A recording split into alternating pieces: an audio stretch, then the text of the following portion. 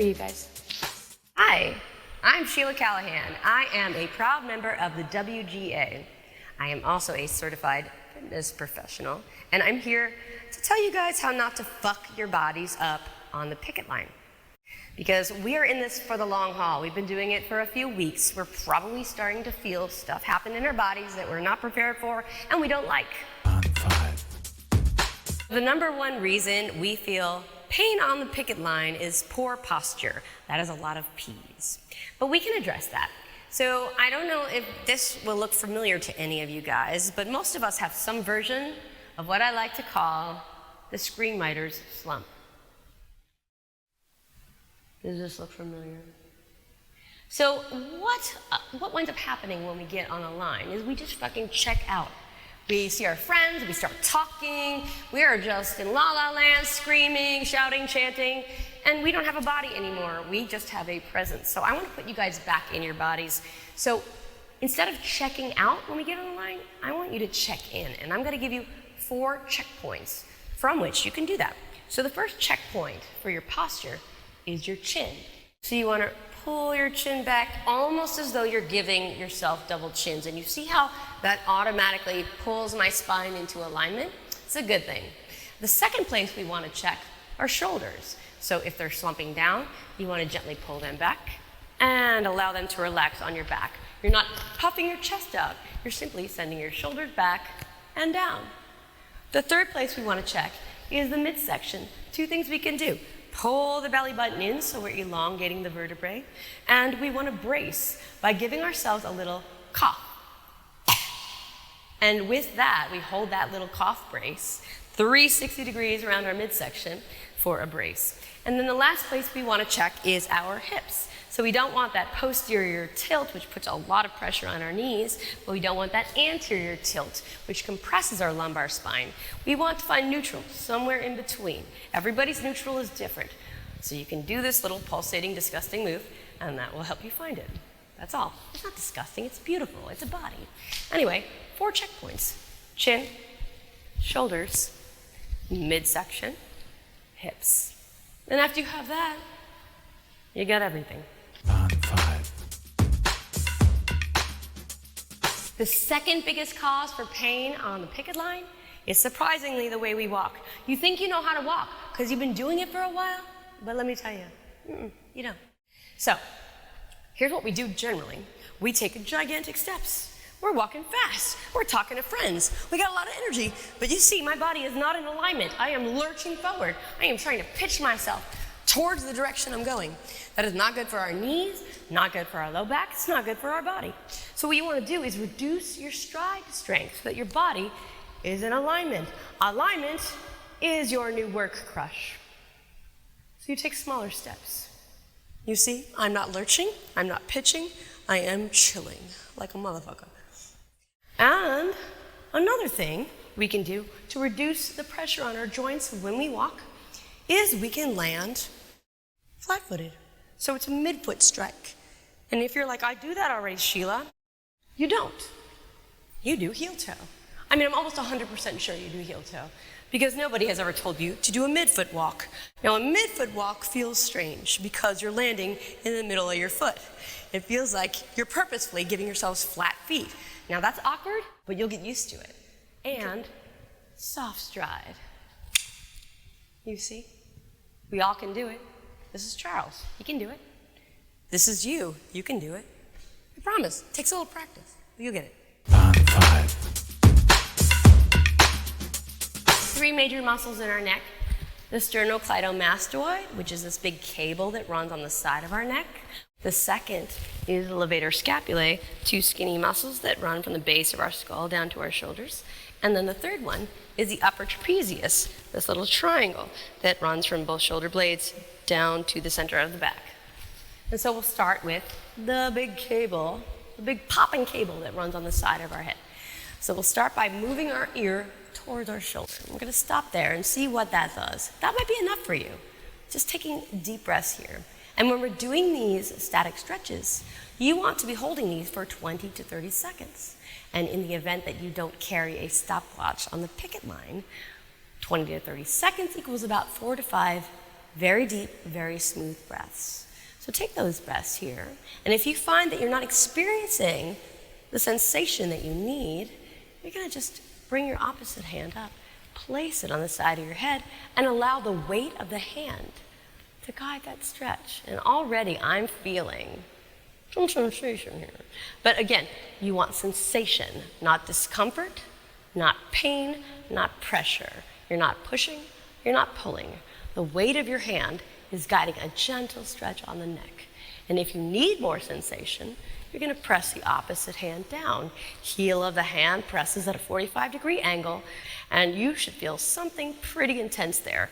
And then we have the levator scapulae. All you're doing, bringing your chin to a 45-degree angle, hand on the back of the neck, and then you send the same hand back and flip the palm. So your thumb is pointing up, your pinky is pointing down, and you're looking for sensation in this back area. Now again, we're looking for sensation, not discomfort, not pain. The second you feel sensation, you take your 4 to 5 deep breaths.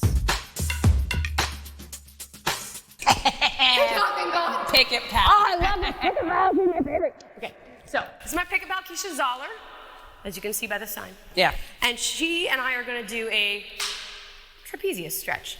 I'm going to turn her around, and then I'm also going to get taller because she's taller than me. Happens. Writers can be tall. So if you're like me, you want to stand on a curb and you want to put Keisha in the street, but not to get run over. We can't afford to lose her. She's a gift. So release your shoulders. We're going for this small triangle here. This is the upper trapezius. So I'm going to use my thumbs to scope the areas where she might be tight. Now, even if I think I can feel where she's tight, she's going to actually tell me where she needs a little more pressure. Okay, so we got the right shoulder. And so I'm going to ask her where she feels the tightest, which might mean where she feels the most sensation, but it also might mean where she wants the most pressure. Come by either. So what do you need? Right there. Right there. Yeah. Right here. Oh, yeah. Okay, so when Keisha tells me what she needs, I give her what she needs. She wants some pressure on the shoulder blade, and I'm giving her a wide palm pressure. Now, if Keisha told me she wanted a smaller little knot area, she'll tell me. So Keisha, do you have any knots in your back? I think right here. Okay, so then I would use a thumb, but I wouldn't poke her. What I would do is I would simply give her little circles. Now, we're not masseuses here, so we need extra communication. How's that feeling, Keisha? Great. All right, so you do that, but you do that with sensitivity. Because you don't go in there with a punch, you go in there with a question, right? Mm-hmm. Oh, I like that. A question. Yeah, Yeah, well, I'm that good. was more like a plot point. Okay, I'm done. All We're right. writers, we can't fucking help it. 5, So I have a great stretch for those of you to whom this is accessible. It's called eagle wrap. So you can extend your arms out to the side nice and wide, and then you send one of your arms beneath the other so that your elbows are lined up. And then you press your hands together so that they're in a slice. And then I'm going to turn to the side. You want your elbows even with your shoulders are going down your back, and you're moving your hands away from your face. Now, if this is not acceptable or accessible to you, you can press the backs of your hands together. And if this isn't accessible to you, people are probably going to make fun of you because you have tight shoulders. And so you're going to need a hug. Oh, I like hugging. Hug. So you're going to walk your hands as far back onto your shoulder blades as possible with your elbows as stacked as you can make them, and then release your shoulders. This is a not shoulder stretch. Again, we're going for sensation, not discomfort, not pain, no aggression. We love ourselves. Yeah. And don't forget to do the other side. And it's a static stretch. 4 to 5 deep, slow, smooth breaths. I love me. on 5, good to keep in mind that when we are releasing our low back, we're not really stretching our low back. We're stretching the areas around our low back that produce tension and drag on our low back. So in many cases, it's our mid-back and our hamstrings. So that's what we're gonna focus on. The first stretch is a twist. So you can either do this from a standing position or a seated position. So I'll show you standing. You want the standing leg soft. Put your weight in that leg, lift the knee to hips distance, but you wanna push the hip down and lift the knee higher so your hips are level to the ground. Then you're gonna place your opposite hand on the thigh and reach back. This does not have to be a big twist in order to release the mid-back. But you do want a little pressure on the thigh, and then you want the heart and the chin to be even with one another. So you're not putting any pressure on the low back. The hips are even, the mid-back is what's being challenged. And the balance is also being challenged. So if your balance is gonna be challenged here, which I imagine it is, you may use the curb. Curb. Same move, different butt position. On 5. So we're gonna cross, let's call it our right foot, if you want, over our left. And then you're gonna place your hands on your hips with a flat back. You're gonna lower down, and I want you to pause right when you feel sensation. It's different for everybody, but again, this isn't a contest. This is you getting in touch with your body. And then you're gonna let some of the tension go out of the backs of your knees so we don't put pressure on our joints. When we're there, we move our hands to our thighs, and we take our 4 to 5 very deep, very slow, very smooth breaths. And we release the backs of our legs that might be pulling down on our low back. And this is also a great stretch if you have the back of the knee pain, which a lot of us do when we're walking. So again, releasing the shoulders, flat back, holding for your beautiful 5 breaths. And don't forget to do the other side. Yeah. Picket pals. On 5. So we can start by crossing one of our legs across the other, just like we did in the last exercise. But this time, you're gonna inhale both your arms up, and the front foot that's crossed is the same arm that's gonna go up. You take it until you can't stretch anymore, and then you reach up and grab your wrist. And then you gently guide your hips to the side until you are a perfect parentheses. Now do a semicolon. Fuck off. On 5. You want your front knee right above your ankle, because we're talking about alignment here. And then you want your back knee bending so you can lift straight up. There you go. But you want the lower curve out of your lumbar spine. There you go. Drop it down. Yeah, no, it takes a little bit of skeletal gamma. And then make sure that your right hip is moving back so your hips are square. There you go. That's good. Take a deep breath. On 5. Keisha will be the doer. I will be the holder. Now, cross one of your legs over your knee. Great. Pause there. Now you're going to sink your booty back like you're sitting in a chair. Yeah. Do you feel stable? Yes. Okay, great. Now flex your foot a little more. Great. Take your 5 breaths here, but you don't have to do 5 breaths because we're not doing real time. And then can you go a little lower? Yeah, a little lower. Pop the booty back. There you go. Now you see, if you're supporting your person, you're sticking your booty out too. So make sure that you're not overarching. You are standing stable. If you need a split stance to stabilize your partner, go and do that. There we go. We'll be here for a while. You can go. On 5. So this exercise will address any lateral knee pain you might be feeling on the sides of your knee by releasing any tension you might be feeling in your hip socket. So Keisha is going to be my support this time. Thank you. Oh, that's so good. So what you're going to do is you're going to pop your booty back just a little bit, belly button in, knee up, and then you're going to kind of wag your foot without moving your knee. Knee stays in alignment with your hip, and your foot comes back and up, over and out, back and up, over and out. This is internal rotation in the hip joint, external rotation in the hip joint. And that should provide relief for your knees, relieve it or not. Relieve it or not, I said. I'm a writer. On 5.